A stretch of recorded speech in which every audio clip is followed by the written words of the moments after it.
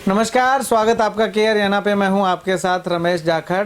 बीमा क्लेम को लेकर के किसानों के मन में अभी भी सवाल जो है वो काफ़ी सारे उठाव करते हैं बार बार कि बीमा क्लेम कब आएगा, हमारे गांव का बीमा क्लेम कब आएगा, हमारे गांव का बीमा क्लेम कब आएगा। 2021 का, 2022 का, 2020 का बीमा क्लेम और गेहूं का बीमा क्लेम, यानी कि 3-4 तरह के बीमा क्लेम जो है वो किसानों को अभी मिलने बाकी हैं।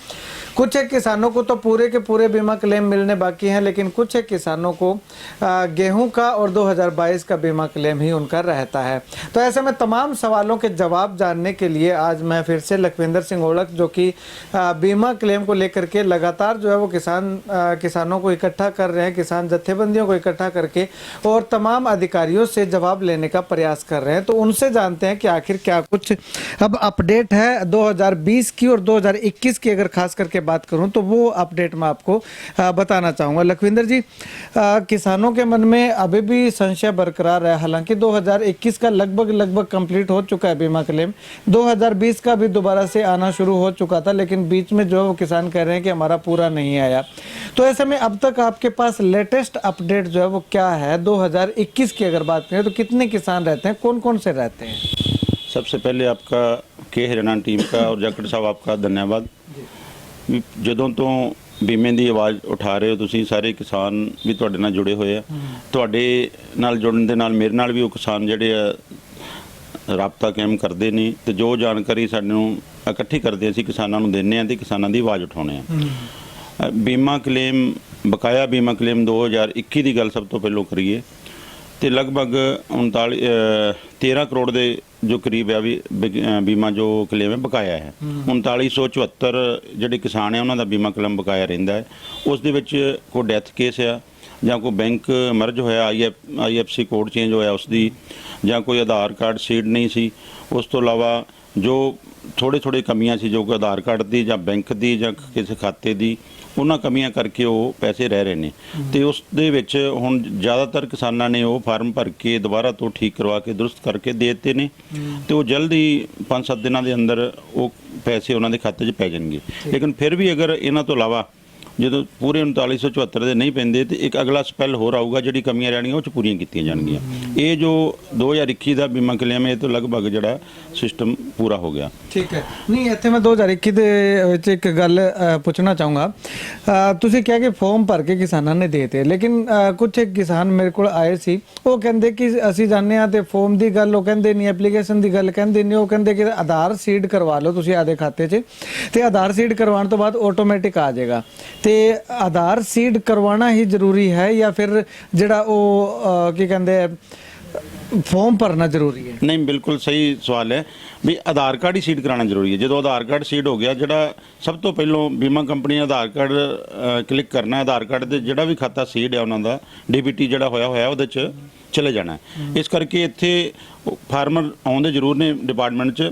एक तुसी भी बधाई दे पात्र हो, जदों दा तुसी आवाज़ उठा रहे हो, आपां संघर्ष किया है। उस बाद रोज़ाना जो DD ऑफिस दे विच मेला लग रहिंदा किसानां दा, किसान अपनी जो लैके स्टेटमेंट लैके और आधार कार्ड लैके आउंदे ने भी साडा आधार कार्ड सीड है कि नहीं सीड, साडा बीमा किन्ना है। जागरूक हो गया पूरा सरसा ਜ਼ਿਲ੍ਹੇ ਦਾ ਕਿਸਾਨ और रोजाना ਇੱਥੇ ਆਉਂਦੇ ਨੇ। ਨਹੀਂ ਤਾਂ ਇੱਥੇ ਜੇ ਇੱਕ ਗੱਲ ਮੈਂ ਹੋਰ ਪੁੱਛਣੀ ਚਾਹਾਂ ਤੇ ਜਿਹੜਾ ਕਿਸਾਨ ਹੈ ਉਹ ਸਟਾਰਟਿੰਗ ਤੋਂ ਜਦੋਂ 2020 ਦਾ ਬੀਮਾ ਨਹੀਂ ਮਿਲਿਆ ਸੀ ਉਹਨਾਂ ਨੂੰ, ਜਦੋਂ 2021 ਦਾ ਬੀਮਾ ਮਿਲਣਾ ਸ਼ੁਰੂ ਹੋਇਆ ਹੈ, ਉਦੋਂ ਤੋਂ ਕਿਸਾਨਾਂ ਨੇ ਸਾਰੇ ਦੇ ਸਾਰੇ, ਕਿਉਂਕਿ 2020 ਚ ਉਹਨਾਂ ਨੂੰ ਪ੍ਰੋਬਲਮ ਆਈਆਂ ਸੀ, ਉਦੋਂ ਤੋਂ ਹੀ ਕਿਸਾਨਾਂ ਨੇ ਆਪਣੇ ਆਧਾਰ ਨੰਬਰ ਜਿਹੜੇ ਉਹ ਅਕਾਊਂਟ ਦੇ ਵਿੱਚ ਸੀਡ ਕਰਵਾਤੇ ਸੀ।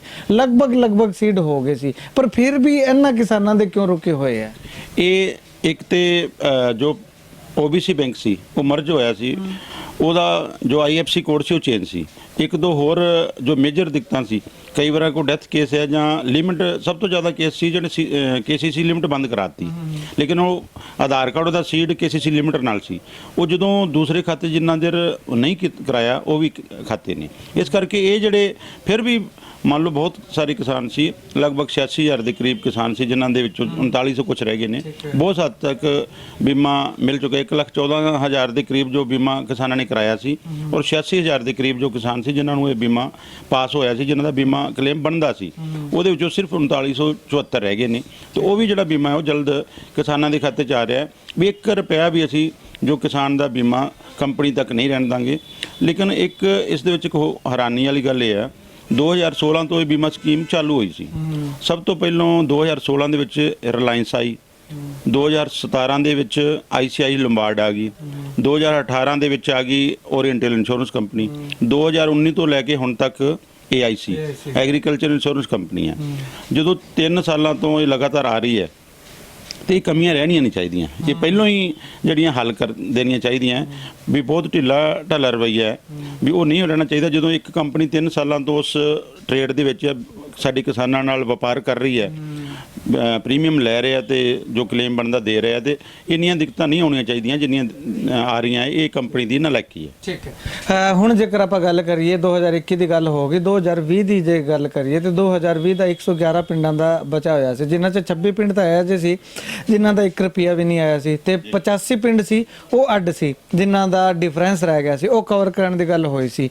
ਤੇ ਹੁਣ ਉਹਦੀ ਕੀ ਅਪਡੇਟ ਹੈ? ਕਿੰਨੇ ਪਿੰਡਾਂ 'ਚ ਕਿਸ ਤਰ੍ਹਾਂ ਦਾ ਬੀਮਾ ਕਲੇਮ ਆਇਆ ਹੈ ਤੇ ਕਿਵੇਂ? ਜੋ 26 ਪਿੰਡ ਜਿਨ੍ਹਾਂ ਦਾ ਪੂਰੇ ਦਾ ਪੂਰਾ ਬੀਮਾ ਰਹਿੰਦਾ ਸੀ, ਉਹਨਾਂ ਦੇ ਵਿੱਚੋਂ 18 ਪਿੰਡਾਂ ਦਾ ਆ ਗਿਆ। ਹੁਣ ਰਹਿ ਗਏ ਆ ਗਿਆ, ਕੋਈ ਡਿਫਰੈਂਸ ਵੀ ਨਹੀਂ ਰਿਹਾ? ਕੋਈ ਡਿਫਰੈਂਸ ਨਹੀਂ। ਉਸ ਤੋਂ ਬਾਅਦ ਰਹਿ ਗਏ 8 ਦੇ ਵਿੱਚੋਂ 4 ਪਿੰਡ ਐਵੇਂ ਦੇ ਆ ਜਿਨ੍ਹਾਂ ਦਾ ਬਿਲਕੁਲ ਨਹੀਂ ਆਇਆ, ਤੇ 4 ਪਿੰਡ ਐਵੇਂ ਦੇ ਆ ਜਿਨ੍ਹਾਂ ਦਾ ਘੱਟ ਆਇਆ। ਪਹਿਲੇ ਵਾਲੇ 4 ਪਿੰਡ ਆ ਜਿਹੜੇ ਉਹ 'ਚ ਜਲਾਲਾਣਾ, ਫਤਿਹਪੁਰੀਆ, ਨਿਆਮਤ ਖਾਂ ਔਰ ਬੁੱਢਾ ਬਾਣਾ ਔਰ ਇੱਕ ਵੈਦ ਵਾਲਾ। ਇਹ 4 ਪਿੰਡ ਐਵੇਂ ਦੇ ਆ ਜਿਨ੍ਹਾਂ ਦਾ ਬੀਮਾ ਕਲੇਮ ਜੋ 2020 ਦਾ ਸੀ, ਜਿਹੜਾ 26 ਪਿੰਡਾਂ ਵਿੱਚੋਂ ਨਹੀਂ ਆਇਆ, ਬਿਲਕੁਲ ਨਹੀਂ ਆਇਆ। ਤੇ 4 ਪਿੰਡ ਐਵੇਂ ਦੇ ਆ ਜਿਨ੍ਹਾਂ ਦਾ ਘੱਟ ਆਇਆ। ਉਹਦੇ ਵਿੱਚ ਭਾਗਸਰ, ਕੰਗਨਪੁਰ, ਛਤਰੀਆਂ ਤੇ ਖੈਰਪੁਰ। ਕੰਗਨਪੁਰ ਖੈਰਪੁਰ ਦਾ ਥੋੜਾ ਬਿਲਕੁਲ ਬਣਿਆ ਵੀ ਥੋੜਾ ਕਿਉਂਕਿ ਨਰਮੇ ਦਾ ਇੰਨਾ ਖੇਤਰ ਨਹੀਂ ਹੈ। ਮੇਨ ਥੋੜਾ ਬਣਿਆ ਤੇ ਉਹਦੇ 'ਚ ਡਿਫਰੈਂਸ ਰੱਖਤਾ, ਲੇਕਿਨ ਮੇਨ ਛਤਰੀਆਂ ਔਰ ਭਾਗਸਰ ਸੀ, ਉਹਦਾ ਵੀ ਜੋ ਡਿਫਰੈਂਸ ਰਹਿ ਗਿਆ। ਇਹ ਹੋ ਗਏ 26 ਪਿੰਡਾਂ ਦੀ। 26 ਤੋਂ 18 26 ਭੁੱਲ ਜੋ 8 ਰਹਿ ਗਏ। 8 ਦੇ ਵਿੱਚੋਂ 4 ਦਾ ਪੂਰਾ ਰਹਿੰਦਾ, 4 ਦਾ ਘੱਟ ਰਹਿੰਦਾ, ਮਤਲਬ ਰਹਿੰਦਾ 8 ਦਾ ਰਹਿੰਦਾ ਹੈ ਜੀ। ਉਸ ਤੋਂ ਬਾਅਦ ਆ ਗਏ 85 ਪਿੰਡ। 85 ਪਿੰਡ ਜਿਨ੍ਹਾਂ ਦਾ ਪਹਿਲਾਂ ਵੀ ਘੱਟ ਪਾਇਆ ਗਿਆ ਸੀ, ਡਿਫਰੈਂਸ ਰਹਿ ਗਿਆ ਸੀ। ਉਹਦੇ ਵਿੱਚੋਂ 9 ਪਿੰਡ ਐਵੇਂ ਦੇ ਆ ਜਿਨ੍ਹਾਂ ਦਾ ਦੁਬਾਰਾ 1 ਰੁਪਿਆ ਵੀ ਫਿਰ ਦੁਬਾਰਾ ਨਹੀਂ ਪਾਇਆ। ਤੇ 76 ਪਿੰਡ ਐਵੇਂ ਦੇ ਆ ਜਿਨ੍ਹਾਂ ਦੇ ਵਿੱਚ ਬੀਮਾ ਕਲੇਮ ਤੇ ਪਾਤਾ, ਲੇਕਿਨ ਉਹ ਜਿੰਨਾ ਬਣਦਾ ਸੀ, ਜਿਹੜੀ ਲਿਸਟ ਜਾਰੀ ਕੀਤੀ ਸੀ, ਉਸ ਤੋਂ ਘੱਟ ਪਾਤਾ। ਤੇ ਉਸ ਦੀ ਜੋ 8 ਪਿੰਡ ਨੇ ਉਹਨਾਂ ਦਾ ਨਾਮ ਵੀ ਤੁਸੀਂ ਪਾ ਵੀ ਦਿੱਤਾ, ਮੈਂ ਦੁਬਾਰਾ ਕਹਿ ਦਿੰਦਾ। ਘੁੱਕਾਂ ਵਾਲੀ, ਪੰਨੀ ਵਾਲਾ ਮੋਟਾ, ਰਾਮਨਗਰ, ਓਡਾ, ਸਾਲਮਖੇੜਾ, ਪਿਪਲੀ, ਅਸੀਰ, ਸੰਘਾ, ਸਰਿਸ਼ਤਾ ਤੇ ਮੋਰੀਵਾਲਾ।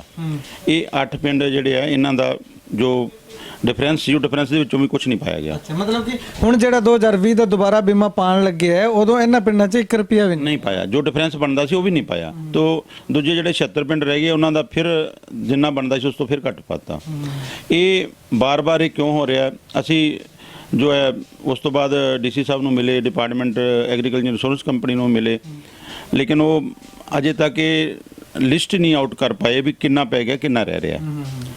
ਵੀ ਪੂਰੇ ਦਾ ਪੂਰਾ ਜੋ ਹੈ ਕੰਪਨੀ ਦੇ ਹੱਥ ਦੇ ਵਿੱਚ ਹੈ। ਨਾ ਕਿਸਾਨ ਨੂੰ ਪਤਾ, ਨਾ ਡਿਪਾਰਟਮੈਂਟ ਨੂੰ ਪਤਾ ਵੀ ਇਹ ਕਿਹੋ ਜਿਹਾ ਫਾਰਮੂਲਾ ਲਗਾ ਕੇ ਇਹਨਾਂ ਨੇ ਕਿਵੇਂ ਪਾਇਆ ਤੇ ਕਿਉਂ ਘੱਟ ਪਾਇਆ ਗਿਆ। ਜਦੋਂ ਸੈਂਟਰਲ ਕਮੇਟੀ ਤੋਂ ਪਾਸ ਹੋ ਗਿਆ, ਲਿਸਟਾਂ ਬਣ ਗਈਆਂ, ਲਿਸਟ ਆਊਟ ਹੋ ਗਈ, ਉਸ ਤੋਂ ਬਾਅਦ ਇਹ ਘੱਟ ਪਾਉਣਾ ਕੋਈ ਸਮਝ ਨਹੀਂ ਆਇਆ। ਉਸ ਵਾਸਤੇ ਵੀ ਸੰਘਰਸ਼ ਜਾਰੀ ਹੈ।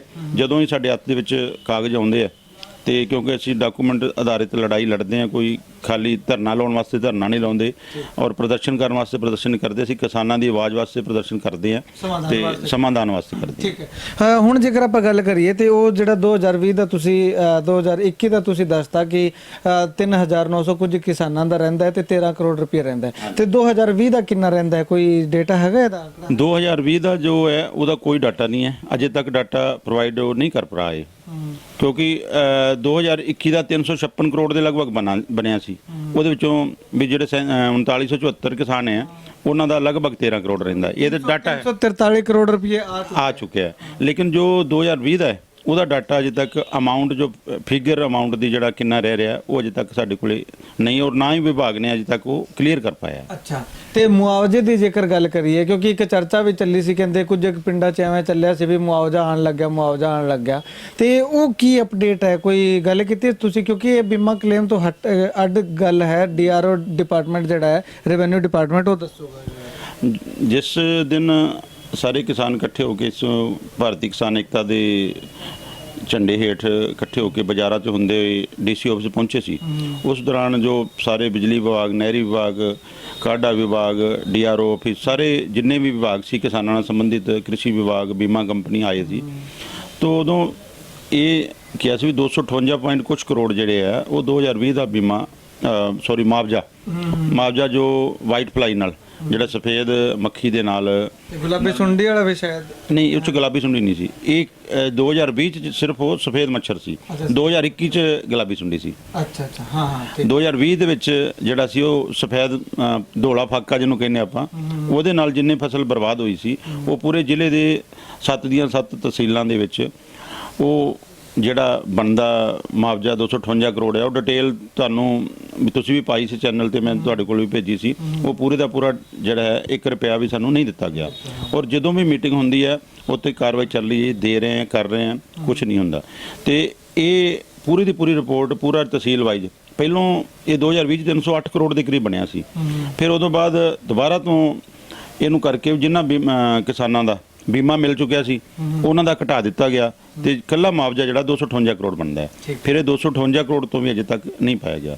ਤੇ ਇਹ ਸਾਰੀਆਂ ਚੀਜ਼ਾਂ, ਜਿਹੜਾ ਮੁਆਵਜ਼ੇ ਦੀ ਲੜਾਈ ਤੇ ਬਕਾਇਆ ਬੀਮਾ ਦੀ, ਔਰ ਹੋਰ ਸਾਡੀ ਇਹ ਸੀ ਵੀ ਜਦੋਂ ਇਹ ਬੀਮਾ ਪ੍ਰੀਮੀਅਮ ਕੱਟਣ ਦੀ ਡੇਟ ਹੈ ਜਿਹੜੀ ਉਹ ਨਿਸ਼ਚਿਤ ਹੈ, ਤੇ ਬੀਮਾ ਕਲੇਮ ਦੇਣ ਦੀ ਡੇਟ ਨਿਸ਼ਚਿਤ ਹੋਏ, ਉਹਨਾਂ ਸਾਰੀਆਂ ਮੰਗਾਂ ਨੂੰ ਲੈ ਕੇ 18 ਤਰੀਕ ਨੂੰ ਮੁੱਖ ਮੰਤਰੀ ਸਾਹਿਬ ਜੋ ਖੁੱਲ੍ਹਾ ਦਰਬਾਰ ਲਾ ਰਹੇ ਆ, ਤਾਂ ਖੁੱਲ੍ਹੇ ਦਰਬਾਰ ਦੇ ਵਿੱਚ ਕਿਸਾਨਾਂ ਦੀ ਮੰਗ ਵੀ ਰੱਖਣ ਦੀ ਕੋਸ਼ਿਸ਼ ਕਰਾਂਗੇ।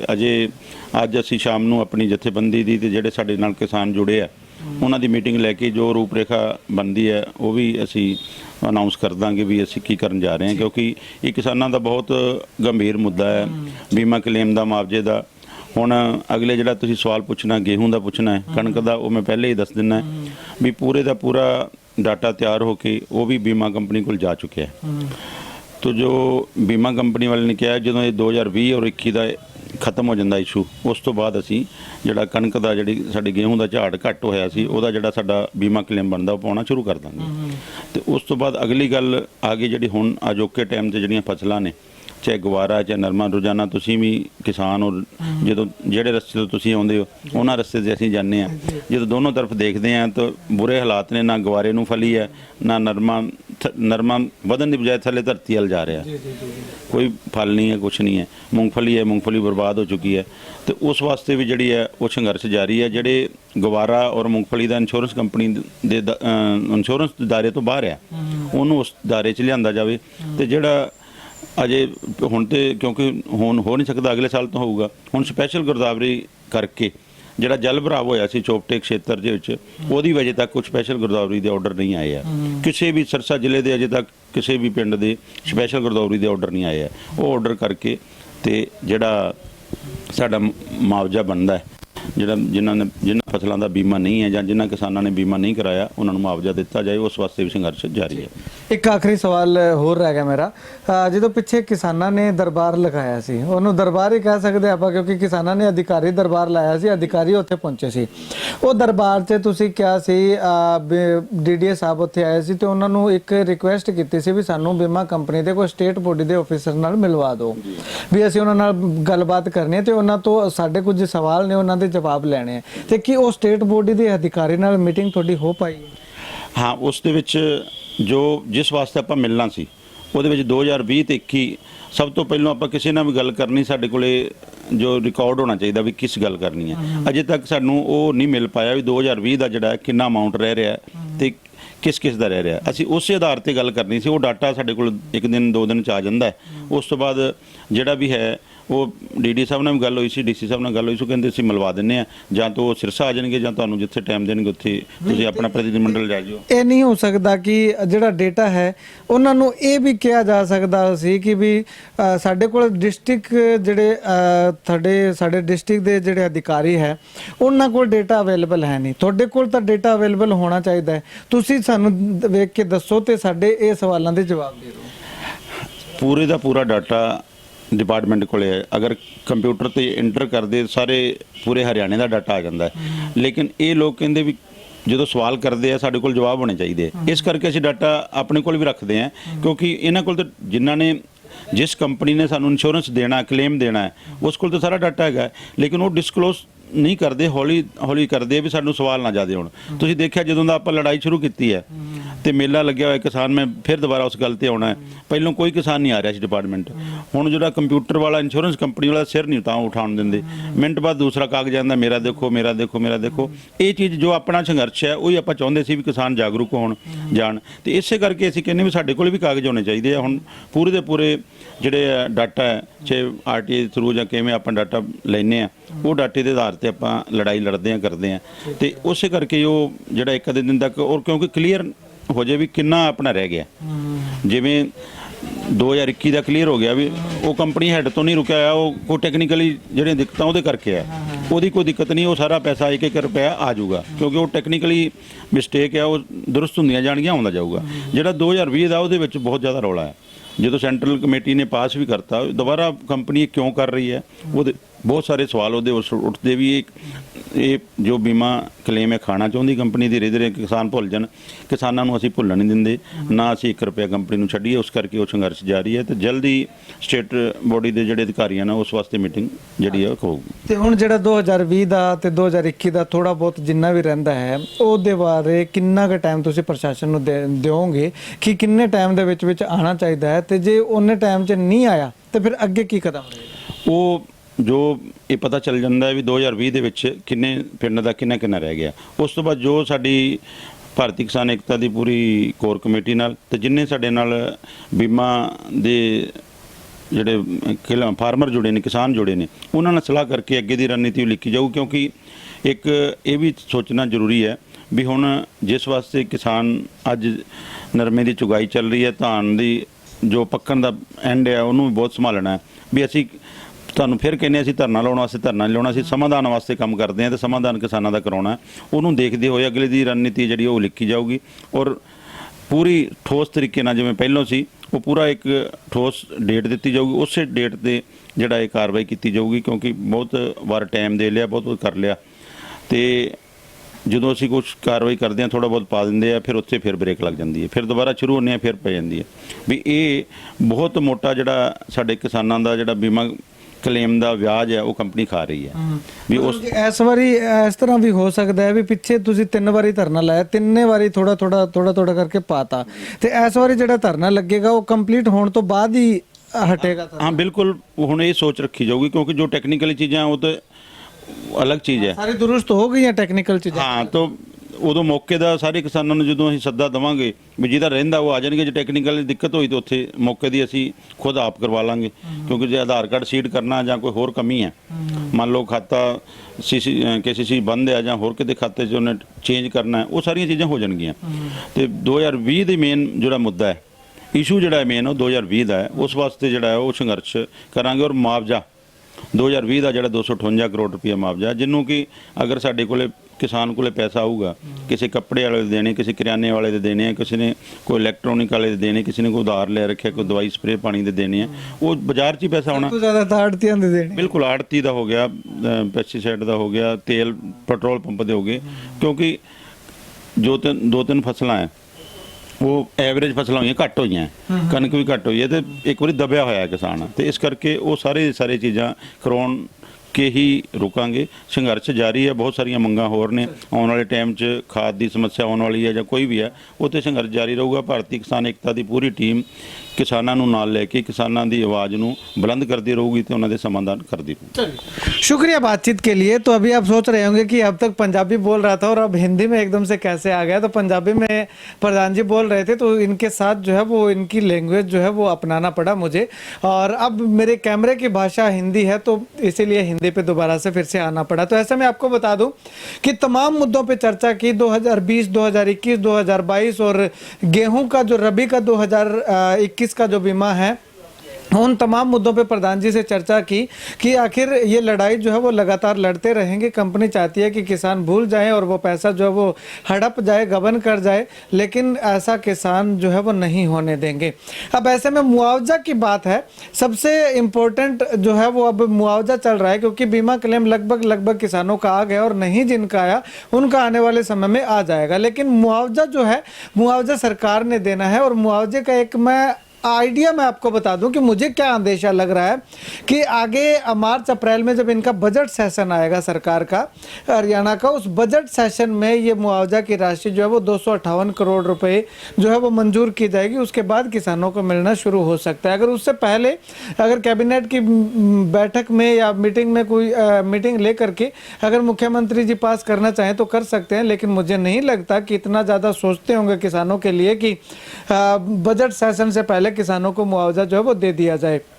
और आगे जब बजट सत्र आएगा तो उसमें जो है उसके बाद आगे 2024 में भी, अब 2023 में बजट सत्र आएगा, 2024 में इलेक्शन होने हैं, तो कुछ समय भी इलेक्शन का नज़दीक आ जाएगा और हो सकता है उसके कुछ महीने बाद जो है वो आपको मिले। तो 2024 के चुनाव से पहले मैं कह सकता हूँ, या पंचायत और जिला परिषद के जो चुनाव होंगे उनके लगभग जो है वो आप मान सकते हैं कि आपको मुआवजा मिलने की संभावना है।